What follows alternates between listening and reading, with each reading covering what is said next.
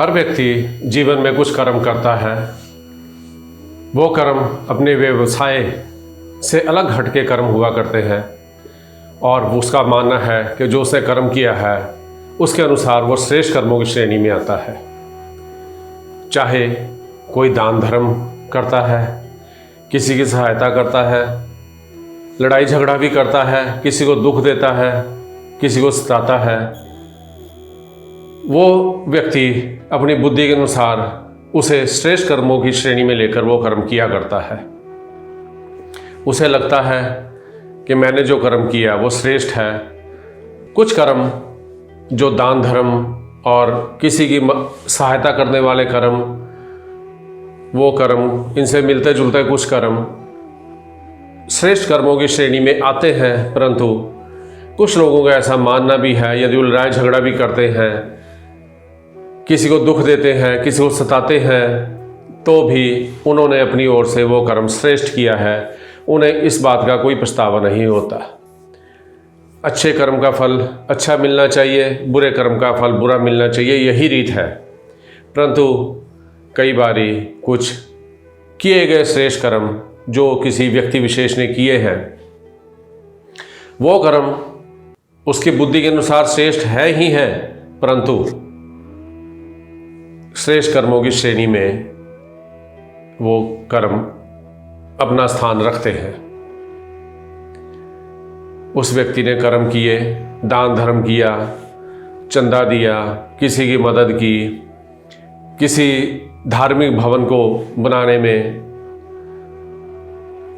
सहायता की आवश्यकता थी, उसने वो सहायता की, अपना सहयोग दिया।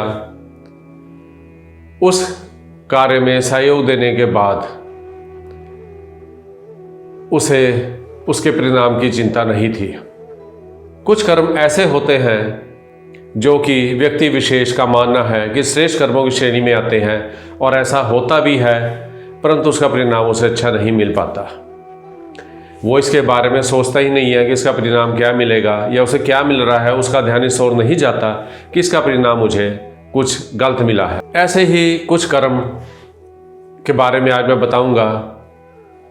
कुछ दान धर्म ऐसे हैं जो कि हर व्यक्ति को नहीं भाते हैं। हर व्यक्ति को उनका फल अच्छा नहीं मिला करता है। ग्रहों के अनुसार हर व्यक्ति को कुछ ऐसी वस्तुएं हैं जो उसे दान में नहीं देनी चाहिए। यदि वो उन वस्तुओं का दान करता है तो उसे सुख मिलने के बजाय दुखों की प्राप्ति हुआ करती है। अच्छा भला परिवार चल रहा होता है, व्यक्ति सूझवान है, बुद्धिमान है, घर का मुखिया है, परिवार अच्छी तरह से निर्वाह कर रहा है, बच्चे भी कहने में हैं, पत्नी भी पूर्ण सहयोग देती है हर कार्य में। वो व्यक्ति भी किसी को सहयोग देने में मना नहीं करता, चाहे वो परिवार का है, चाहे वो परिवार के बाहर का सदस्य है। आस पड़ोस में कोई सहायता मांगने आता है, वो उन्हें सहायता कर दिया करता है। वो सहायता चाहे अपनी आप जाकर करनी हो या पैसे नकदी के रूप में करनी हो या कुछ और चीज़ देकर सहायता करना चाहे, तो वो व्यक्ति विशेष उन्हें उस सहायता करने से मना नहीं करता। परिवार सुखी है, सब कुछ अच्छा है, परिवार में भी उस व्यक्ति का सहयोग है, बाहर भी पड़ोस में, आस पड़ोस में और भी कोई जान पहचान वाला चाहे है चाहे नहीं है, उसका सहयोग उन सबको मिलता है। परंतु धीरे धीरे बच्चे वो कहने से बाहर होना शुरू हो जाते हैं। जो बच्चे उस व्यक्ति की कोई बात नहीं टालते थे, किसी बात को इनकार नहीं करते थे, वो अब उसे उस बात को, उसके द्वारा किए गए कार्य को करने के लिए इनकार में जवाब देने लगे हैं। पत्नी भी बच्चों के साथ हो गई है और पति का कहना नहीं मानती है। परिवार के हालात बिगड़ने लग जाया करते हैं। धीरे धीरे परिवार अलग अलग सा कटा कटा सा रहने लग जाता है। आर्थिक तंगी भी आने लगती है और कई बारी हालात ऐसे पैदा हो जाया करते हैं कि उस व्यक्ति विशेष के पास उस मकान को बेचकर या अपने कारोबार को समेटकर वहाँ से स्थानांतरण करने के अलावा कोई और चारा नहीं रहता। अच्छा भला परिवार चल रहा होता है, ऐसा उस व्यक्ति के साथ क्यों हुआ? उसे कोई समझ में नहीं आ रहा। वो अपने जेब से, उसकी सामर्थ्य है चाहे नहीं है, फिर भी वो अपनी जेब से मांगने वाले को, जो सहायता मांगने आता है, उस व्यक्ति को कुछ ना कुछ दे दिया करता है। अब ऐसा व्यक्ति परेशान है, वो क्या करे? सबसे पहले वो व्यक्ति किसी विद्वान ज्योतिषविद से अपनी कुंडली का विश्लेषण करवाए। जब उसकी कुंडली का विश्लेषण किया जाएगा तो उसमें पाया जाएगा कि उस व्यक्ति ने कुछ समय से कुछ ऐसे दान धर्म करने शुरू कर दिए हैं जो कि उसके ग्रह के अनुसार अनुकूल नहीं है। वो व्यक्ति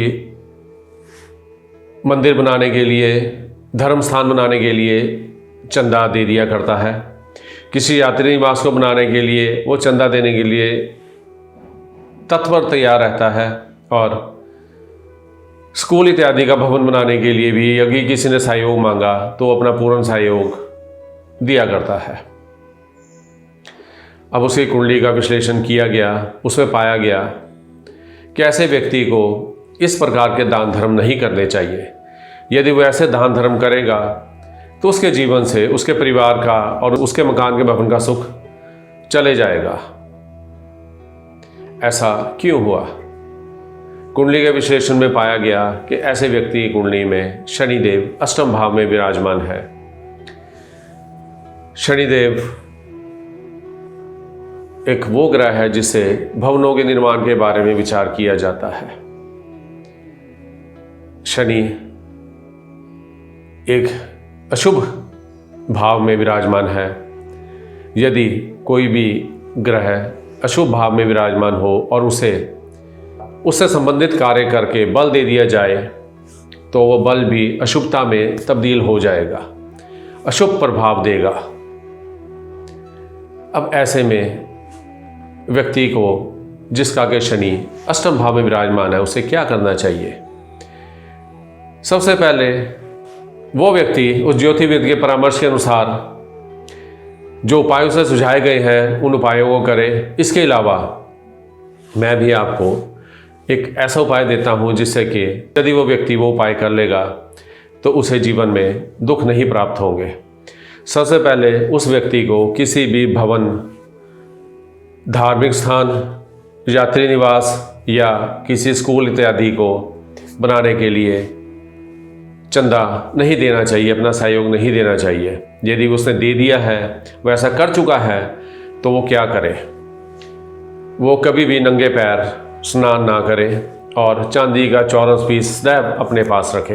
वो चौरस पीस अपने वहाँ रखने में कोई दिक्कत महसूस होती है तो वो उस चौरस पीस को कुंडा लगाकर गले में भी पहन सकता है।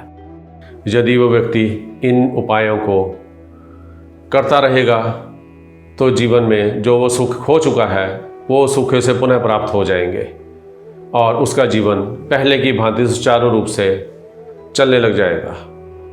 छोटे छोटे उपाय जिससे जीवन बदल जाए, जीवन आनंदमय हो जाए श्रृंखला में, और ऐसे छोटे छोटे उपाय लेकर आपकी सेवा में हाजिर होता रहूँगा, जिन्हें करके आप लोग जीवन में लाभों की प्राप्ति कर पाएंगे। मेरे इस चैनल को सब्सक्राइब करें, वीडियोस को लाइक और शेयर करें। इन्हें अपने दोस्तों में, अपने सगे संबंधियों, अपने जान पहचान वालों में, फेसबुक पर, इंस्टाग्राम पर, व्हाट्सएप ग्रुप में अधिक से अधिक शेयर करें ताकि अधिक से अधिक लोग ज्योतिष के इस महाविज्ञान के ज्ञान का लाभ उठा सकें और उसका पुण्य आप भी प्राप्त कर सकें।